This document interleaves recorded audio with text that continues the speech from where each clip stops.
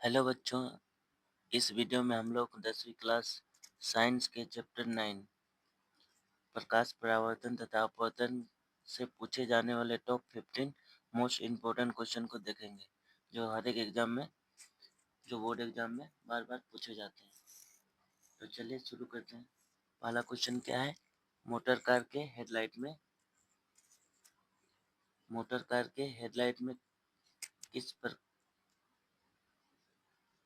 किसका प्रयोग होता है? ठीक है, मोटर वाहन की जो हेडलाइट में हम लोग किसका प्रयोग करते हैं?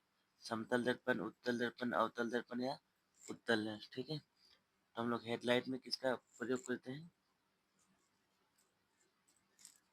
हेडलाइट। ठीक है,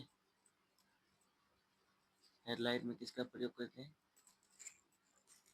अवतल दर्पण का। ठीक है, अवतल दर्पण का। और पार्श्व दृश्य के लिए हम लोग किसका प्रयोग करते हैं? उत्तल दर्पण का। ठीक है, पार्श्व दृश्य। ठीक है, पार्श्व दृश्य के लिए हम लोग उत्तल दर्पण का। और मोटर वाहन की हेडलाइट में किसका प्रयोग करते हैं? अवतल दर्पण का। ठीक है, तो इसका राइट आंसर हो जाएगा अवतल दर्पण। अगला क्वेश्चन देखेंगे, क्वेश्चन नंबर 2। क्वेश्चन नंबर 2 में क्या है?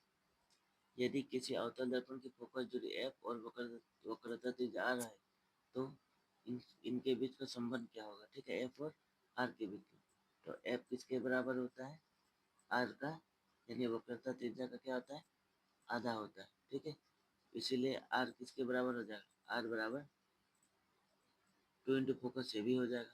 तो देखेंगे इनमें से कौन सा ऑप्शन सही है। यहाँ पर दिया गया है एफ बराबर क्या है? आर बटे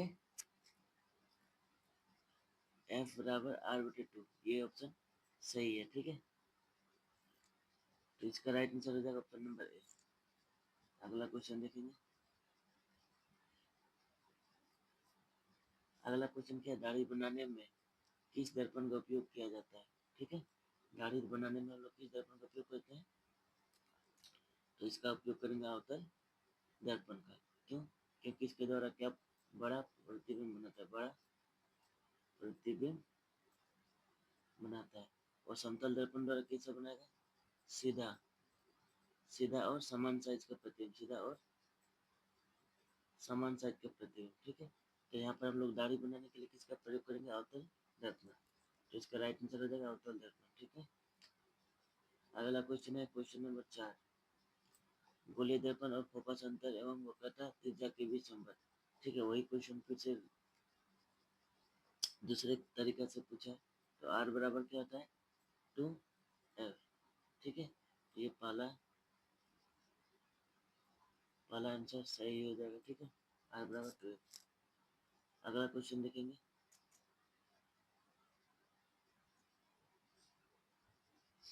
अगला क्वेश्चन देखेंगे, क्वेश्चन नंबर 5। ठीक है, काल्पनिक प्रतिबिंब होता है। काल्पनिक प्रतिबिंब, काल्पनिक मतलब होता है क्या है? आभासी। ठीक है, काल्पनिक का मतलब होता है आभासी प्रतिबिंब। ठीक है, तो आभासी प्रतिबिंब कौन बनाता है? ठीक है, तो आभासी के साथ कैसा बनता है?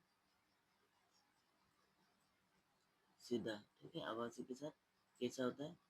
सीधा प्रतिबिंब। ठीक है, और वास्तविक के साथ कैसा होगा? उल्टा प्रतिबिंब। और वास्तविक के साथ कैसा प्रतिबिंब बनता है? उल्टा। तो यहाँ पर क्या था? काल्पनिक। काल्पनिक का दूसरा नाम क्या होता है? आभासी। ठीक है, तो आभासी के साथ क्या हो जाएगा? सीधा। तो ऑप्शन नंबर ए इसका राइट आंसर हो जाएगा। अगला क्वेश्चन है क्वेश्चन नंबर 6। क्या है? 1 मीटर फोकस दूरी वाले उत्तल लेंस की क्षमता क्या होगी? अच्छा, लेंस की क्षमता का अच्छा मतलब क्या होता है? डायोप्टर। ठीक है, जिसे डी द्वारा दर्शाया जाता है। डायोप्टर जिसे डी द्वारा दर्शाया जाता है। और उत्तल लेंस है ना, उत्तल लेंस की फोकस दूरी क्या होती है? प्लस में होती है। ठीक है, और अवतल लेंस की फोकस दूरी क्या होती है?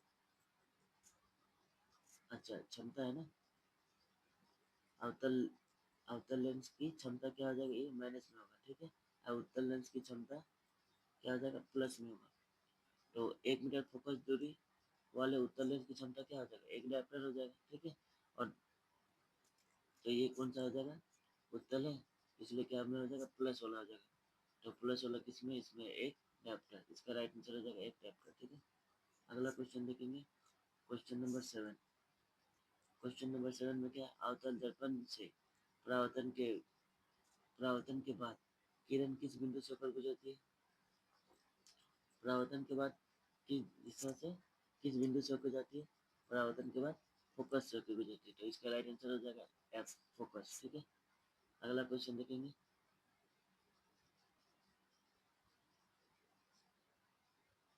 फोकस से, ठीक है।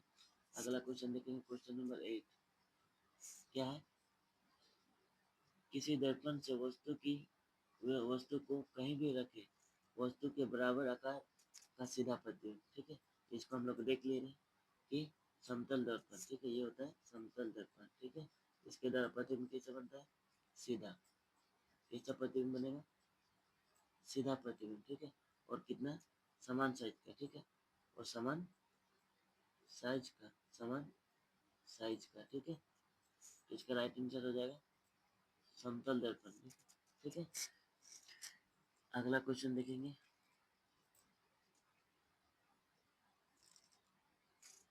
इसका राइट आंसर क्या हो जाएगा, समतल। अगला क्वेश्चन क्या है, उत्तल लेंस की फोकस दूरी हमेशा क्या होती है। अभी देखें हम लोग उत्तल लेंस, ठीक है। उत्तल लेंस, उत्तल लेंस की फोकस दूरी क्या होती है, उत्तल लेंस बोलो या फिर उत्तल दर्पण, इसका फोकस दूरी क्या होगा, धनात्मक होगा, ठीक है। और अवतल अवतल दर्पण या अवतल लेंस की फोकस दूरी क्या होती है, ऋणात्मक होती है। तो उत्तल लेंस पूछा गया है, ठीक है, तो ये क्या हो जाएगा, धनात्मक हो जाएगा, प्लस बी। तो इसका राइट आंसर हो जाएगा प्लस बी, ठीक है। अगला क्वेश्चन है क्वेश्चन नंबर 10। क्वेश्चन नंबर 10 में क्या है, किस लेंस के द्वारा सिर्फ काल्पनिक प्रतिबिंब बनता है। काल्पनिक मतलब आभासी होता है, ठीक है। आभासी प्रतिबिंब किसके द्वारा बनता है, किस लेंस के द्वारा, ठीक है। जिसका राइट आंसर क्या हो जाएगा, अवतल लेंस द्वारा।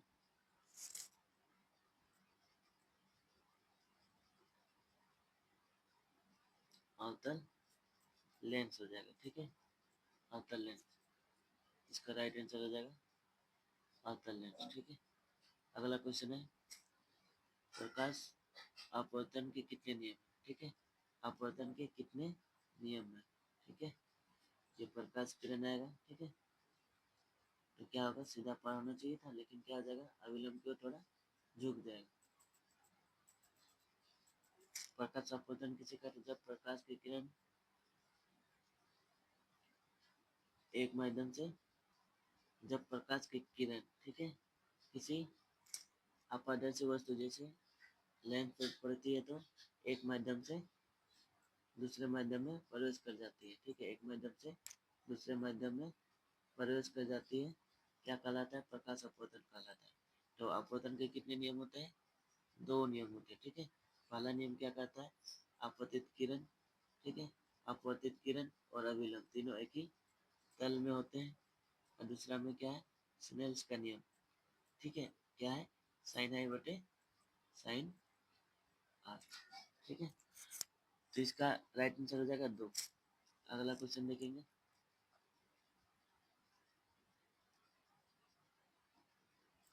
प्रकाश का वन विक्षेपण किस उपकरण से संभव है।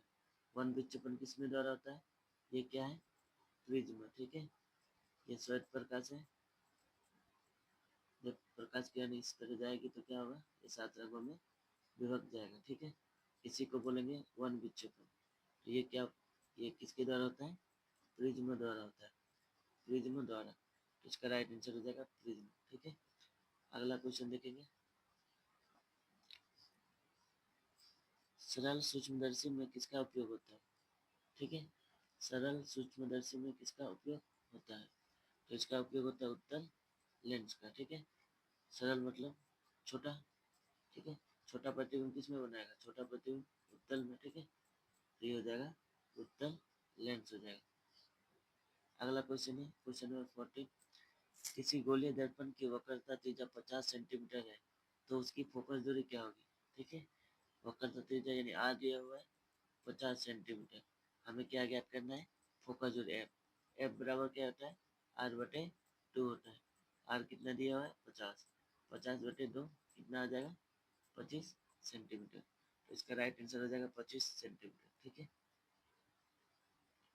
अगला क्वेश्चन देखेंगे।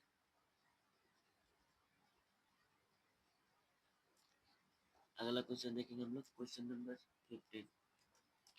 1 मीटर फोकस दूरी वाले उत्तल लेंस की क्षमता। उत्तल लेंस की क्षमता क्या होती है, धनात्मक होती है। 1 मीटर है तो क्या हो जाएगा, एक डायप्टर हो जाएगा, धनात्मक वाला हो जाएगा प्लस वाला। ठीक है, एक डायप्टर। अगला क्वेश्चन देखेंगे, किसी किस दर्पण में किस दर्पण से वस्तु का बड़ा प्रतिबिंब बनता है। किस दर्पण पूछा है, ठीक है। तो कौन सा दर्पण में बड़ा प्रतिबिंब दिखाई देगा, अवतल। ठीक है, अवतल।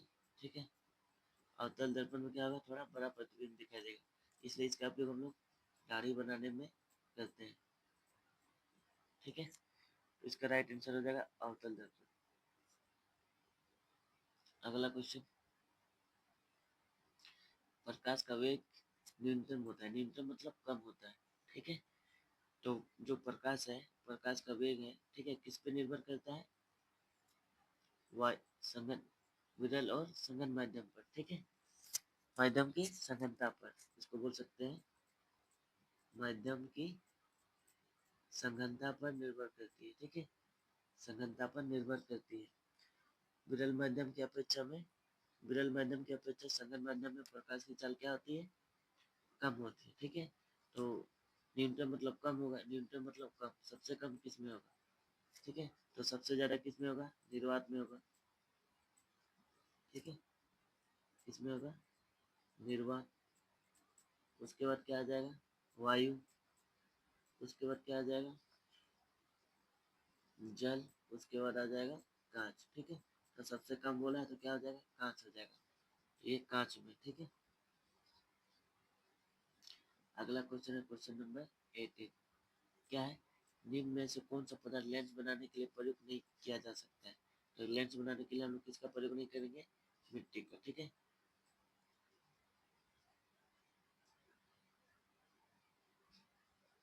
अगला क्वेश्चन देखेंगे, क्वेश्चन नंबर 19।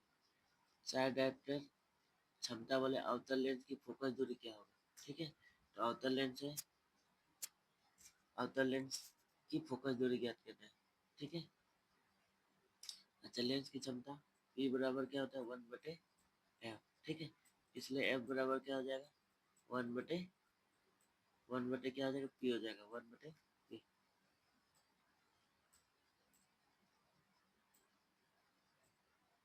क्या हो जाएगा, 1/P हो जाएगा। ठीक है, तो इसको भी निकालेंगे तो क्या हो जाएगा, 1/ क्या लगा देंगे, P कितना, 4 डायप्टर। ठीक है, इसको भाग कर देंगे तो क्या आ जाएगा,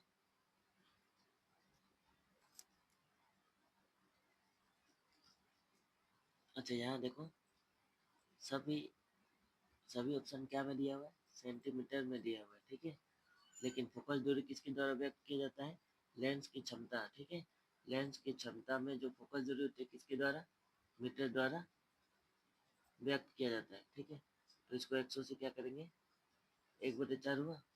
सेंटीमीटर को क्या बनाएंगे हमको, मीटर में है ना, तो मीटर को सेंटीमीटर में बनाने के लिए क्या करेंगे, 100 से भाग करेंगे। ठीक है, तो 1/4 भाग है नीचे, यहाँ बटे है ना, तो क्या आ जाएगा, 100 ऊपर चला जाएगा। ठीक है, तो क्या आ जाएगा, 100/4। 100/4 तो कट जाएगा तो क्या आ जाएगा, 25।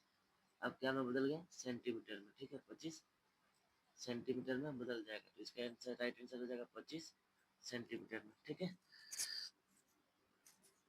बस याद कर लेना है कि जो लेंस की क्षमता है, ठीक है, उसमें जो फोकस दूरी है इसको किसके द्वारा व्यक्त किया जाता है, मीटर द्वारा। ठीक है, तो यहाँ पर मीटर को हमको सेंटीमीटर में बनाना पड़ेगा, इसलिए मीटर को सेंटीमीटर में बनाएंगे तो 100 से भाग करेंगे। ठीक है, अगला क्वेश्चन देखेंगे, क्वेश्चन नंबर 20।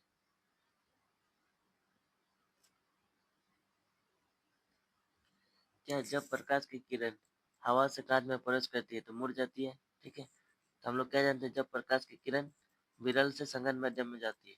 ठीक है, क्योंकि पहले क्या हवा क्या है विरल माध्यम और कांच क्या है संघन माध्यम। तो जब प्रकाश की किरण विरल माध्यम में संघन माध्यम में जाती है तो अभिलंब की ओर झुक जाती है, तो ये हो जाएगा अभिलंब के निकट हो जाएगा। ठीक है, तो इस वीडियो में